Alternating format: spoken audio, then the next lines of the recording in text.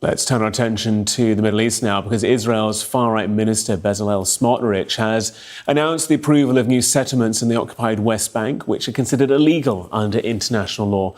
During a ceremony, Smotrich, who's been sanctioned by the UK, said his announcement finally buries the idea of a Palestinian state, quote. Well, our international correspondent Diana Magnay spoke to him, joins us live from Jerusalem. Diana, good to have you with us. Just tell us more about your interaction.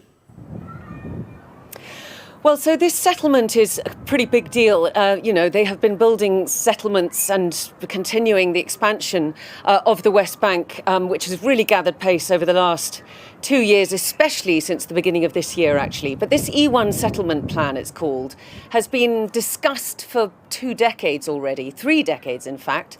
And now Bezalel Smotrich, I think, feeling that he has wind in his sails and he has the power to go ahead with it, has announced that it will get underway. And effectively what it would do is be a major settlement between the West Bank and East Jerusalem, another blow really to the whole idea of Palestinian statehood.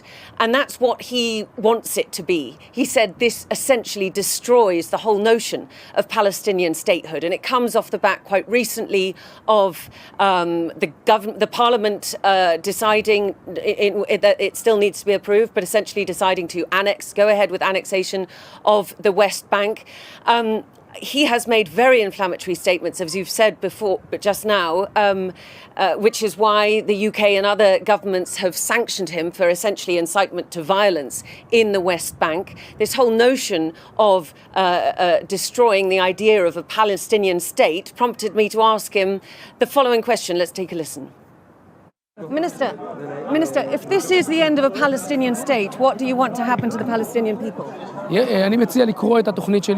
I suggest reading my plan, the decision plan which I published in 2017. The future I'm offering to Arabs in Judea and Samaria is much better than any Arab has in Arab countries, much better for them than if they had a Palestinian state. I am offering them protection of human rights, freedom and freedom of speech, freedom of religion, property protection, life protection. I am also offering them the right to a democratic vote for their own municipal government. And Diana, this development, this proposal has been on the cards, been disputed, been blocked as well for many, many years now. Why now? Why this push in the August of 2025? Well, I think there are 2 reasons. First of all, the calls from the international community to recognise the state of Palestine if Israel doesn't cease fire in Gaza.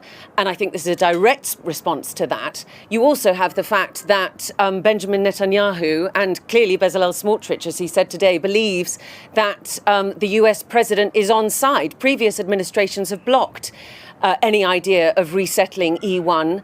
The international community, the UK, Canada, France, they have all called out against this kind of settlement activity. But I don't think that you're going to see Donald Trump behind him. And in fact, I asked him after the press conference, is Donald Trump on board with this? And is Benjamin Netanyahu? Because we haven't heard any confirmation yet from the Prime Minister's office that they are behind him. And he said in response to both, he said, of course they are. We've never had a better friend than Donald Trump. And the now US ambassador here, Mike Huckabee, who, by the way, has said in the past that he doesn't recognise a West Bank. And you heard the comments that he made to me in that soundbite that we just played. They all sound well and good. They all sound as though he's advocating for Palestinian rights. We have seen Israel's track record in the West Bank. Palestinians do not have their rights respected. And I do not think that we can expect one of the far right, a minister who is very much representative of the far right settler movement in Israel to improve on the situation around Palestinian rights if he were to go ahead with the full annexation of the West Bank, which is what he for a long time has advocated.